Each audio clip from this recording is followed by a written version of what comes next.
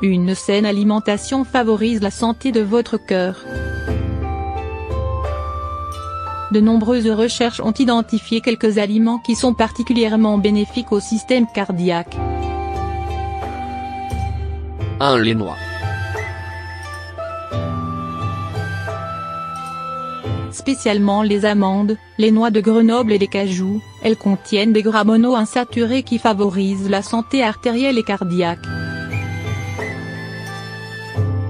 Les noix possèdent également un acide aminé, l'arginine, qui peut être transformé par l'organisme en oxyde azotique, une substance qui contribue à dilater les artères, de la même façon que le fait la nitroglycérine, un médicament utilisé pour faciliter un débit sanguin plus abondant vers le cœur.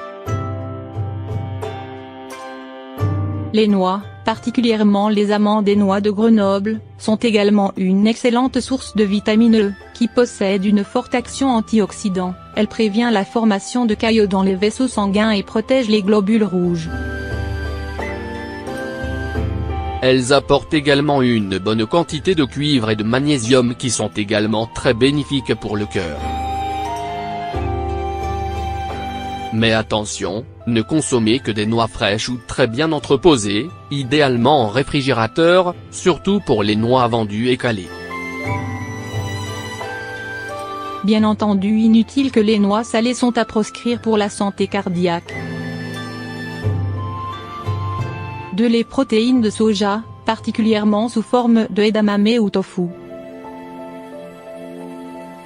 Remplacer des protéines d'origine animale par ce genre de protéines de soja, abaissera le taux d'homocystéine, un métabolite dont l'excès dans le sang augmente le risque de problèmes cardiovasculaires.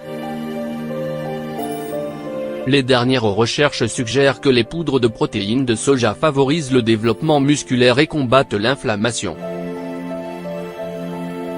Nous pensons qu'une des meilleures manières de consommer le soja est sous forme de tofu, de tempeh et surtout sous forme de miso, en soupe. Un seul avertissement, si vous souffrez d'hypothyroïdie, n'en faites pas votre source régulière de protéines et cuisez bien vos aliments à base de soja. 3. L'ail frais.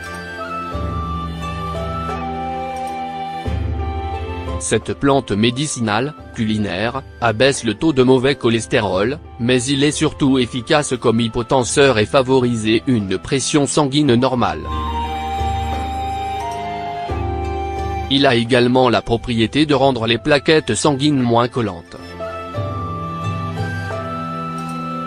Il permet donc d'éviter que ces plaquettes forment des caillots dans les vaisseaux sanguins engendrant ainsi des infarctus du myocarde ou des accidents cérébrovasculaires. 4. Le thé vert, dont les composés riches en polyphénols sont anti-inflammatoires. Diverses études visant à apprécier les effets du thé sur plusieurs facteurs de risque, dont le taux sanguin de cholestérol, l'accumulation de dépôts graisseux sur les parois artérielles, propension à former des caillots et la vulnérabilité aux accidents cardiaques, se sont toutes avérées très concluantes.